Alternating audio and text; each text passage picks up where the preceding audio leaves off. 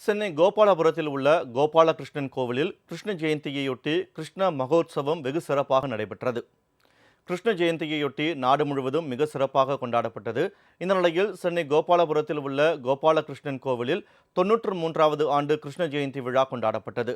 கோவிலில் கிருஷ்ணரின் அவதாரங்களை பிருந்தாவனம் போல் காட்சிக்கு வைக்கப்பட்டிருந்தது. கிருஷ்ணர் வேடமணிந்து வந்திருந்த குழந்தைகள் அனைவரையும் வெகுவாக கவர்ந்தனர்.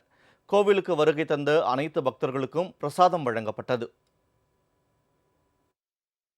இந்த கோபாலபுரத்தில் இது 93வது வருஷம். இந்த வருஷம் ரொம்ப விசேஷமாகவும் சிறப்பாகவும் பின்னாடி பிருந்தாவனத்திலையும் இந்த அலங்காரம் கிட்டத்தட்ட 20வது வருஷம் இந்த பின்னால் இருக்க பிருந்தாவனத்து அலங்காரம் 20th இயராக நடந்துட்டு இருக்கிறது. ஏகப்பட்ட பக்தாலோட ரொம்ப சிறப்பாக கொண்டாடிட்டு இருக்கிறோம். கிருஷ்ணன் அருளை பெறதுக்காக அவருக்கு இன்னைக்கு எல்லா அலங்காரங்களும் அவ்வளோ அழகாக பண்ணியிருக்காங்க. இந்த கோயிலில் எப்பவும் நாங்கள் வர்ற வழக்கம் உண்டுங்க.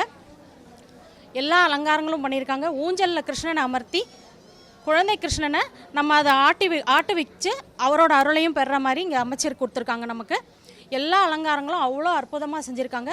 இன்றைக்கி நாங்கள் இந்த கிருஷ்ண ஜெயந்தி நாளில் இங்கே இந்த வேணுகோபால் சுவாமி கோயிலுக்கு வந்து கிருஷ்ணன் அருளை பெற்றுட்டு போகிறோம்.